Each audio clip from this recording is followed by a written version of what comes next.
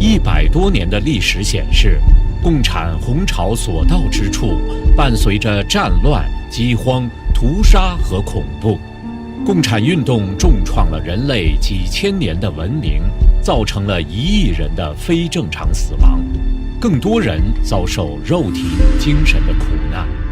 人间天堂的假说将10几亿人带入了人间地狱，其对信仰的迫害，对道德价值的摧毁。共产主义宣扬无神论，宣扬阶级斗争、仇恨与暴力，摧毁人们几千年来的信仰、文化与传统，则将人类引向了一条灾难之路。第二个相关事件是1859年物种起源的发表，进化论假说推动人背离对神的信仰。共产党把物竞天择的理论带入阶级斗争之中，使斗争成为共产党维持政权的手段和动力。在追求经济平等的驱动下，共产主义所描绘的乌托邦幻境迷惑了不少追随者。残暴与欺骗是共产党政权的共性。共产主义学说以创建人间天堂蛊惑人心，实际却敌视人类。对人类的仇视是所有共产主义思想导师的共同特点。近年披露的文献和学者研究显示，马克思、恩格斯、列宁、斯大林都是撒旦的信徒，或者说皮相为人，撒旦为魂。共产主义并非光明的学说，它起源于黑帮组织，实质信奉魔教，它背后是魔鬼的化身。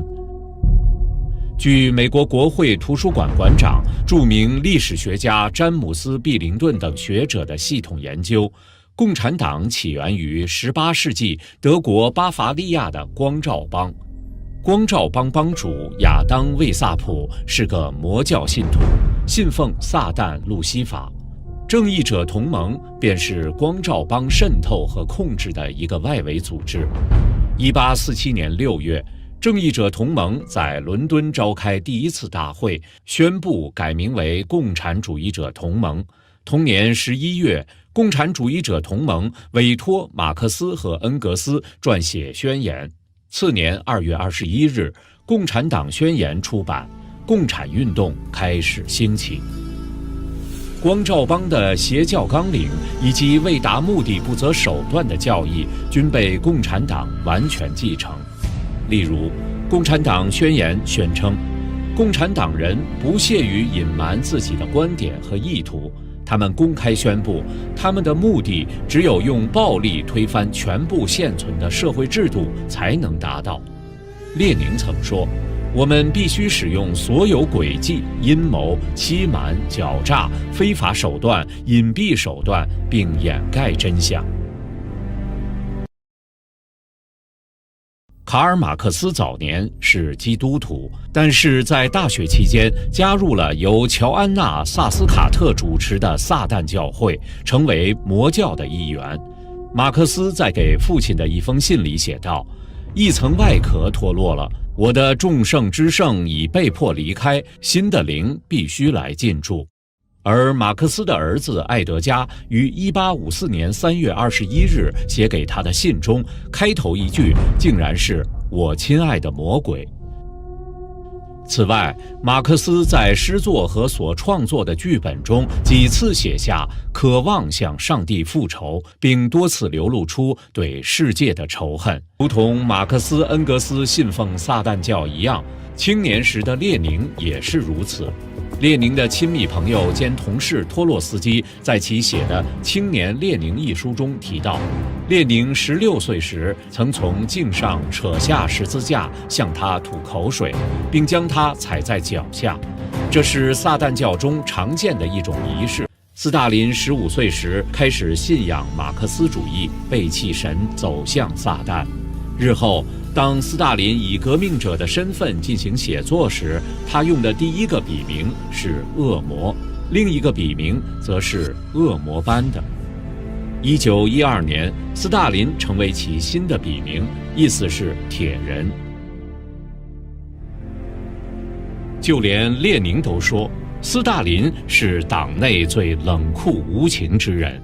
而苏共党内的重要领导人布哈林曾这样评价斯大林：他不是人，而是魔鬼，高于一切，党的正确性不容挑战。但是党的领袖们也知道自己不可能永远正确，因而他们只能用不断的清洗和制造恐怖来消除那些指出他们错误。 이때부터 공산주의자들의 전략은 바뀌기 시작합니다. 마르크스의 오류를 지적하고 문화 헤게몬이라는 단어를 처음 쓴 안토니오 그람시는 이런 말을 합니다. 사람들에게 영향력을 끼칠 수 있는 기관과 제도인 언론 매체, 연예계, 교육기관, 공직 등을 장악하여 사람들이 자기 자신과 자신이 속한 문화에 등을 돌리게 만들어야 한다. 그람시는 사람들에게 영향력이 있는 기관을 장악해서 자신이 속한 문화에 등을 돌리게 만들어야 한다고 말을 했습니다. 문화의 변화를 통해 사람들을 공산주의자로 만들고 그것을 통해 정치혁명이 가능하다고 본 것입니다. 또 독일 프랑크푸르트 학파 2대 총장이었던 호르카이머는 이렇게 말했습니다. 우리는 더 이상 총으로 혁명을 일으키지 않는다. 차츰차츰 한 해 두 해 세대의 세대를 거쳐 점진적으로 교육기관, 공공지적에 침투해 그들을 마르크스주의자로 만들어 보편적인 편든주의로 나아가게 만들 것이다. 이때부터 공산주의자들은 총과 칼로 세상을 점령하려고 한 것이 아니라 사람들의 생각을 점령하여 세상을 공산주의화시키기 위해 전략을 짜기 시작했던 것입니다. 그들의 이런 전략을 가장 효과적으로 활용할 수 있었던 것이 바로 문화입니다. 지난 강의 때 프랑스 6.8 문화혁명을 통해 보았던 것처럼 공산주의자들은 교회를 무너뜨리기 위해 그들의 전략에 성정치 이론을 더하여서 교회를 완전히 무너뜨리고 있었습니다. 그런데 이것은 문화 영역에서도 마찬가지입니다. 그들은 문화를 통해 사람들로 하여금 성적으로 타락하고 교회에 대한 적대감을 넣어줌으로 사람들로 하여금 하나님을 부정하게 하는 전략을 짰습니다. 그런데 이것은 공산주의자들의 전략일 뿐 아니라 공산주의자들의 배후에 있는 사단의 전략이기도 합니다. 그래서 오늘은 문화계에 퍼져 있는 사단과 공산주의자들의 전략을 살펴보기를 원합니다. 우리가 그들의 전략을 보기 위해 첫 번째로 볼 것은 현대 영화의 시초라고 할 수 있는 한 영화입니다. 그 영화는 메트로폴리스라고 하는 영화인데요. 현재의 모든 문화가 이 영화로부터 시작했다고 해도 과언이 아닐 정도로 이 영화는 미디어 전략의 지침서와 같은 영화입니다. 영화의 내용은 이렇습니다. 영화의 주인공들은 자신의 조상들이 왜 첫 번째 바벨탑을 실패했는가를 연구하기 시작합니다. 그리고 어떻게 하면 두 번째 바벨탑을 완성해 이들을 지옥으로 데려갈까를 연구합니다. 그 결과로 나온 것이 사람의 손과 발을 묶어야 하고 사람의 손과 발을 통제하기 위해서는 그들의 마음을 통제해야 한다는 것이었습니다. 그리고 마음을 통제하기 위해서는 보고 듣는 것을 통제해야 한다고 말합니다. 포스터에 그려진 여자 로봇이 영화의 여자 주인공입니다. 모든 사람의 마음을 빼앗아가는 여신입니다. 이 여신으로부터 몸에 줄이 나오는데 이것이 사람의 마음을 바꾸는 보고 듣는 문화입니다. 이 여신이 만들어내는 문화가 생각으로 들어가 사람의 마음을 훔치는 것입니다. 오른쪽은 영화의 한 장면인데요. 여신이 앉아있고 그의 몸에서 사람의 마음을 사로잡는 생각, 문화가 나오고 박사는 어떻게 사람이 변화될 수 있는가를 연구하고 있는 것입니다. 이 연구를 통해 공부하는 애들을 묶고 일하는 사람, 음악 듣는 사람, TV 보는 사람들을 묶어서 다 지옥으로 끌고 갑니다. 그리고 마귀는 그 지옥의 불구덩이가 시원하다고 거짓말을 하고 사람들은 그 거짓말에 속아서 웃으면서 불구덩이로 들어갑니다. 사단은 이 영화를 통해서 자신의 미디어 전략을 나타냈고 이 영화를 시작으로 대대적인 문화 공격이 시작되었다고 해도 과언이 아닙니다. 뿐만 아니라 이 영화의 영향은 모든 미디어 계열에 퍼져 있는 것을 우리는 확인할 수 있습니다. 위에는 유명한 팝 가수의 의상입니다. 그리고 비욘세, 레이디 가가도 100년 전 영화의 의상을 모티브로 제작하고 입고 있다는 것을 우리는 볼 수 있습니다. 여러분, 이것이 의미하는 것이 무엇입니까? 그들은 사람의 생각에 침투해야 그들을 바꾸고 그들을 조정할 수 있다는 것을 알고 있다는 것입니다. 그래서 그들은 문화를 통해 그들의 생각을 점령하기 시작합니다. 그들은 처음부터 자신의 것들을 강요하지 않고 그들의 무의식에서부터 서서히 그 생각을 넣어주는 작업을 시작합니다.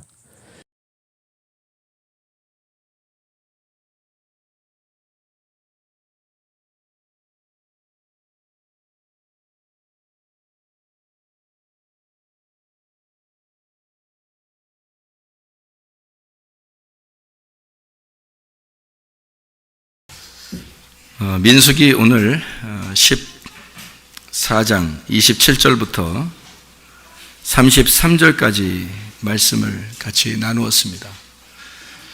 여기에 말씀에 보면 사람들이 말한 그대로 하나님께서 심판하실 것이다, 그런 이야기가 나옵니다. 그러니까 어린아이들은 광야에서 살다가 가나안 땅에 들어가게 됐고, 거기에서 10명의 정탐꾼 이야기를 들었던 나머지 사람들은 다 광야에서 멸망을 당했습니다. 2명 빼놓고, 2명은 여호수아와 갈렙이라고 하는 사람이죠. 그 2사람 빼놓고는 나머지 다 멸망을 당했습니다. 그러니까 멸망을 당한 사람들이 훨씬 더 많았다는 얘기죠.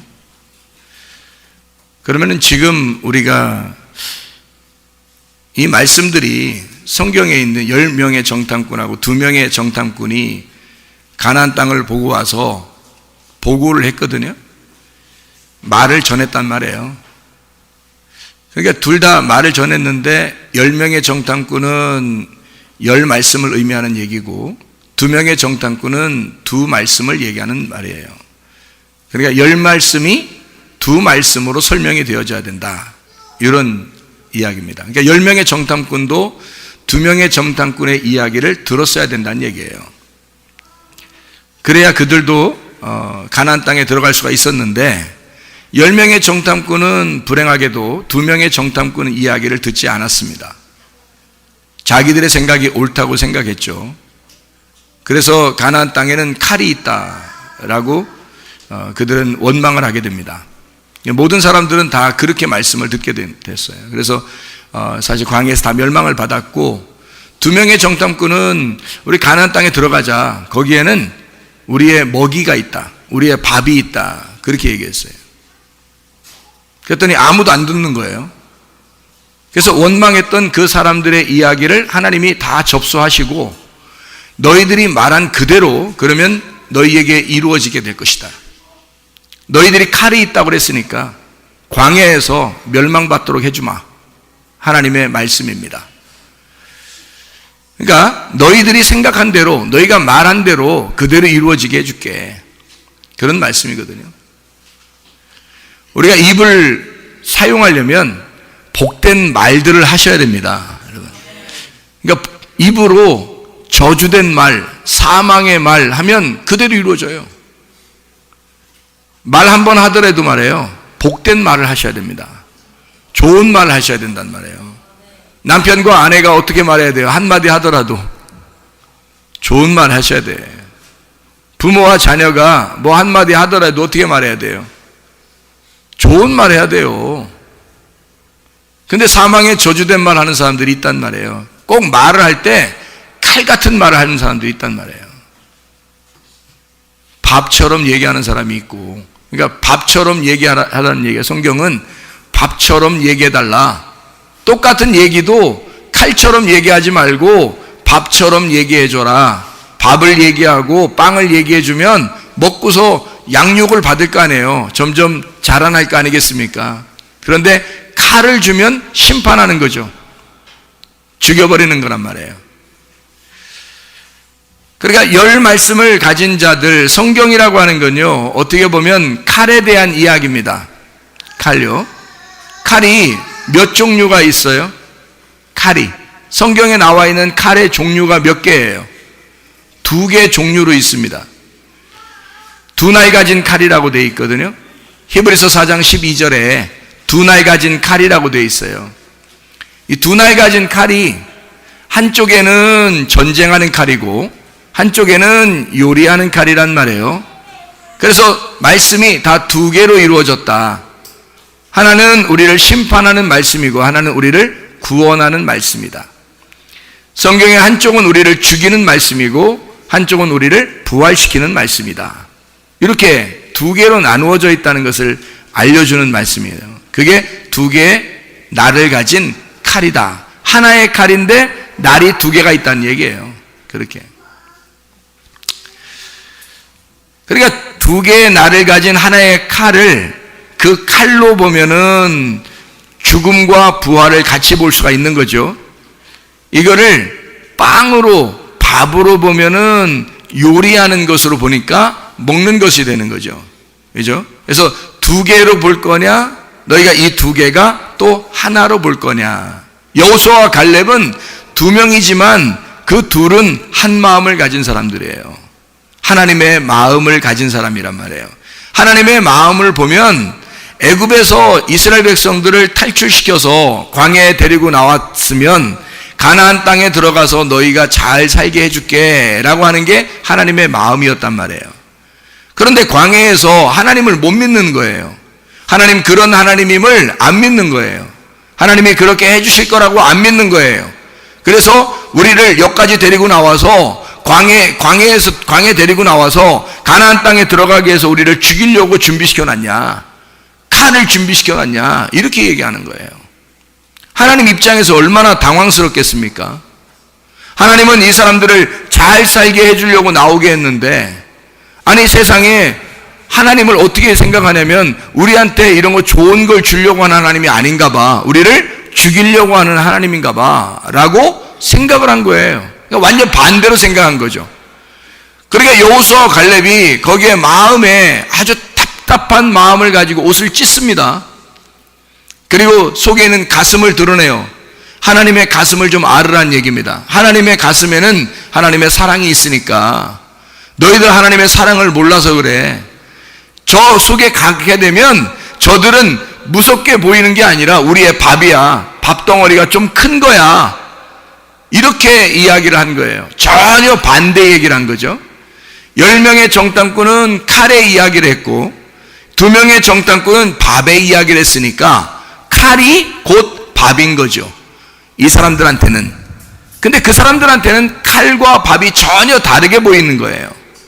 근데 여호수아와 갈렙은 저들이 말하는 칼이 그게 곧 밥이야 라는 얘기예요. 그러니까 칼과 밥을 같이 본 거예요. 그게 짝이니까. 성경에 짝이 다 나와요. 성경에 짝이. 남자 여자가 짝이에요. 하늘과 땅이 짝이고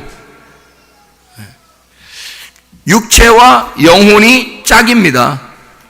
육체와 말씀. 그래서 말씀이 육체로 임했다, 예수님을 말하는 거거든요. 이 두 개가 합쳐지면 예수님이 되는 거예요. 짝을 이루었다, 그런 말이거든요. 그러니까 이렇게 두 개가 하나의 짝을 이루면 한 부부가 돼요. 우림과 둠밈처럼. 우림과 둠밈이라고 하는 게, 우림이 빛들이라는 얘기고 둠밈이라는 말이 완전한이라는 말이에요. 그래서 우림과 둠밈을 가슴에, 흉패에 두라는 얘기인데, 판결 흉패에 이거를 두 개가 합쳐지면 완전한 빛이 되는 겁니다. 이 두 개가 합쳐지는 거예요. 여러분, 남자 여자가 다 나누어져 있었어요. 그런데 결혼할 때 어떻게 돼요? 하나로 합쳐지죠? 그럼 완전한 빛이 되는 거예요. 둘이 합쳐지면. 그러니까 부부가 처음에 남자 여자로 몰랐는데 신랑과 신부가 돼서 한 부부가 되니까 하나가 되는 거예요. 이렇게. 그래서 이걸 완전하다 이렇게 얘기하는 거거든요. 둘로 나누어졌는데 이게 하나로 되었다, 이걸 완전하다 그렇게 말하는 거예요. 선악과는 어떻게 되어 있나요? 선악과? 나무는 나무인데 선악과가 두 개로 나누어진 나무예요. 선과 악으로 나누어진 나무. 생명나무는요, 이 두 개가 나누어지지 않고 두 개가 합쳐져서 하나인 생명이 되었다, 생명나무가 되는 거예요. 그러니까 생명나무와 선악과는 같은 거죠. 그러니까 생명나무 입장에서 보면 선악과도 생명나무였던 거고, 선악과 입장에서 보면 생명나무는 전혀 선악과가 아닌 거예요. 선악과 입장에서 보면 완전히 나누어진 나무니까. 그런데 생명나무 입장에서 보면 선악과가 완전히 생명나무예요. 그러니까 엄청 하나가 된 거죠. 하늘나라에서 보면은 이 땅과 하늘이 하나인 거고, 땅에서 보면 하늘하고 땅은 전혀 하늘과 땅 차이예요. 남자 여자가 전혀 서로가 너무 몰라도 너무 몰라. 그래 달라도 너무 달라, 남자 여자가요. 그런데 결혼하고서 둘이 하나가 되면 이제 좀씩 알아가는 거예요. 그리고 이제 알았다 그러면 이제 죽어요. 그게 이제 죽는 날이야. 그러니까 죽음으로써 아는 거예요, 비로소. 죽음으로써 알게 된다. 그러니까 죽음으로써 눈이 떠지는 거죠. 죽음으로써 부활하는 거와 같은 거죠. 그러니까 죽음과 부활이 같은 거예요. 우리가 여기서 죽으면 바로 부활하잖아요.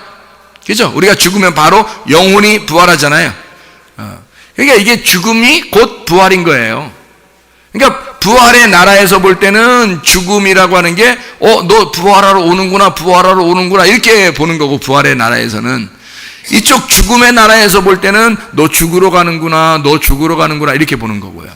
그러니까 죽음의 나라에서 보면은 죽으러 가는 거하고 부활하고 전혀 다르게 보이고, 하늘나라에서 보면은 죽음과 부활이 하나로 보이는단 말이에요. 성경이 두 개로 다 이렇게 나누어져 있어요. 여호수아와 갈렙처럼 두 증인으로 되어 있단 말이에요. 성경이 이렇게 두 증인으로 되어 있다. 물과 불은 여러분 서로 다르죠. 물과 불은 서로 다르죠. 완전 반대잖아요. 근데 여러분 우리의 생각으로 보면 물과 불은 서로 반대인데, 하나님의 입장에서 보면 물과 불이 하나예요. 물과 불이. 그러니까 이건 뭐 어떻게 성경을 봐야 된다는 거예요, 도대체가. 잘 생각해 봐요. 하나님이 처음에 노아 홍수 때 뭘로 심판했죠? 물로 심판했어요. 거기 불로 심판 안 했습니다. 물로 심판했어요. 그래 놓고서 구름 속에다가 무지개를 뒀어요. 그러나 구름이라는 게 물층이고요. 그다음에 무지개를 이렇게 둔 것은 빛입니다. 그러니까 물층에 빛을 둔 거예요. 물층에 불을 둔 거란 말이에요. 그리고서 하나님이 언약을 맺습니다. 다시는 물로 멸망 안 할 거야 라고 언약을 맺어요. 그죠? 무지개를 두고서 그랬죠. 그래 놓고서 신약으로 가면은 뭘로 멸망해요? 앞으로 뭘로 멸망한다 그래요? 불로서 멸망한다 그러잖아요. 그러면 앞에서 물로 멸망했더니 너무 무시무시해서 이제는 불로서 죽여버릴게, 이게 덜 무서울 것 같으니까 이런 말인가요? 여러분, 물로 멸망시킨다, 불로 멸망시킨다. 멸망은 똑같은데 하나는 물로, 하나는 불로 멸망시킨다는 거예요. 그죠? 그러면 물과 불이 같은 거죠. 하나님의 입장에서 볼 때는 물로 멸망시켜, 불로 멸망시켜 같은 거죠. 하나님의 입장에서 보면. 그래서 물과 성령으로 거듭나지 아니하면 너희가 하나님 나라를 볼 수가 없다. 물과 성령으로 거듭나지 아니하면. 그러면 물은 뭐예요? 물이고요. 성령은 불인 거죠. 그래서 침례 요한이 뭐라 그래요? 물로서 나는 침례를 주는데 예수님이 오시면 불과 성령으로 침례를 줄 거야 라는 말했죠. 그죠? 그러니까 침례 요한과 예수님이 둘이 한 짝인데요, 하나는 율법이고 하나는 복음이란 말이에요. 이렇게 짝을 이루었단 말이에요. 율법과 복음이 뭐 전혀 다른 얘기거든요. 전혀 달라요. 반대예요. 율법은 심판하려고 주는 거고요, 복음은 구원하려고 주는 겁니다. 완전 반대거든요. 그런데 이 반대가 짝을 이뤘다는 거예요. 반대가 짝인 거야, 오히려. 그러니까 침례 요한은 물로서 침례를 주고 예수님은 불과 성령으로 침례를 준다, 이렇게 되어 있어요. 그러니까 불과 성령이 뭐라고요? 같은 거라고요. 왜냐하면 불이 성령이고 성령이 불이란 말이에요. 그러니까 불은 뭐 하는 거예요? 성령을 받으면 여러분 어떤 현상이 벌어져요? 죄를 회개하게 돼요. 죄를 회개하는데 뜨거워 이게 회개가 돼. 뜨거워 회개가 돼요. 그리고 성령이라고 하는 아주 고귀한 분을 우리가 받아들이게 됩니다. 그러니까 내가 회개하는 것에, 회개를 할 때, 반드시 회개할 때 성령을 받게 된다는 거죠. 그러니까 완전히 불로 내가 심판을 받아 태워질 때 성령을 받는 거란 말이에요. 무슨 말인지 알겠죠? 그러니까 물과 불이 이렇게 나누어서 있지만 이게 하나를 얘기하는 거고요. 그리고 물과 성령 이렇게 나누어서 이야기하는 것 같지만 이게 하나인 걸 얘기하는 거라는 거죠. 그래서 예수님이 이 땅에 사역하게 될 때 물로서 침례를 받습니다. 물에 들어갔다가 나오게 되죠.